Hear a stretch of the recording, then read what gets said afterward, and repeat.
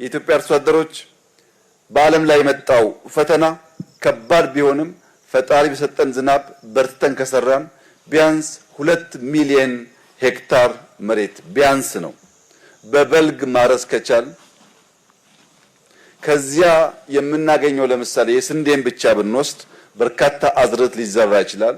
ስንዴ 40 ኩንታል በሄክታር ብናገኝ 2 ሚሊዮን ባይሆንም ባነሰ ግን በ1 ሚሊዮን እንኳን ቢታሰብ 40 ሚሊዮን ኩንታል እናገኛለን ማለት ነው።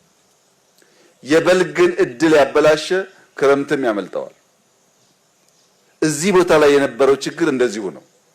ተፈጥሮ የሰጠችውን ጸጋ ማንበብ ማወቅ ጊዜን መገንዘብ ተስኖን ለረጅም ዘመናት እንዲህ ያለው ገነት እንዲህ ያለው ውበት ሳናየው ቆየን እንጂ ሌሎች ዓለማት እቺን ቤት ከገነቡ በኋላ መከራቸውን የሚያዩት እንደዚህ ያለውን ፓልም በዚያ አካባቢ ላይ ለመትከል ነው። በነገራችን ላይ አሁንም ቢሆን አዲስ አበባ አካባቢ ጥሩ የፓልም ዝርያ በሺዎች ብር የሚሸጠው ችግኙ የደረሰ ችግኝ በሺዎች ብር ይሸጣል። እዚህ እንደምታዩት በመቶ ሺዎች ምናልባት በሚሊዮን የሚቆጠር የፓልም ጫካ አለ። እኛ ለዛ አልከፈልንም፣ ለዚህ ፍልዋ አልከፈልንም። እኛ የሰራነው ጎጆ ነው። ግን ያ ጎጆ ከተፈጥሮ እንዲስማማና ይህን ውበት እንዲያወጣ አደረገ።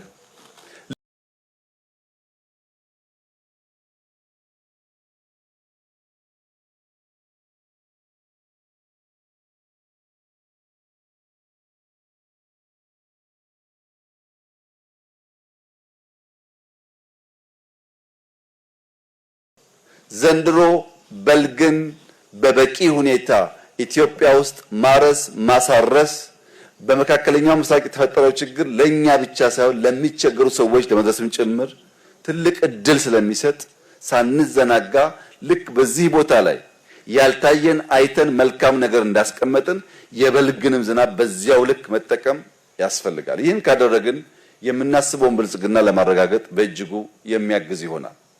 ታዲያ አፋር ኢትዮጵያ እንደዚህ ያለው ጸጋና ስጦታ ካላቸው እስካሁን ለምንድነው ያንን መልካም ነገር ተጠቅመው መበልጸግ መልማት ያልቻሉት የሚል ጥያቄ ቢነሳ አግባብ ነው። ይሄ ሁሉ ነገር እያለን ምን ነካን ቢባል the bad apple effect የሚባል ነገር አለ።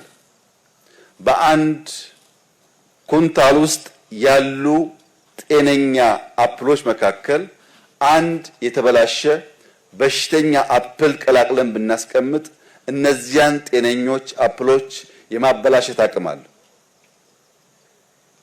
ምንም እንኳን መልካም ነገሮች የበዙ ቢሆንም አንድ የተበላሸ ነገር ካለ ያ የተበላሸው ነገር አብዛኛውን ጤነኛውን ነገር ያበላሸዋል። ይህ ችግር የአፋር፣ የኦሮሚያ፣ የአማራ፣ የደቡብ፣ የቤኒሻንጉል፣ የጋምቤላ፣ የትግራይ የሁሉ ኢትዮጵያውያን ችግር ነው። ብዙ መልካም ሰዎች ብዙ መልካም አሳቢዎች ቢኖሩም የተበላሸ ጨለምተኛ ሐሳብ ያላቸው ሰዎች በውስጡ ስለሚቀላቀሉ አብዛኛው መልካም ነገር የተበላሸና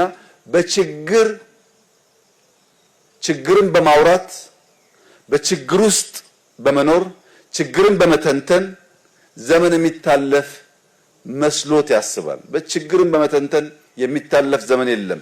ችግርን ረግጦ መከራን ረግጦ አሻግሮ በማየትና በመትጋት ብቻ ነው ለውጥ የሚመጣው።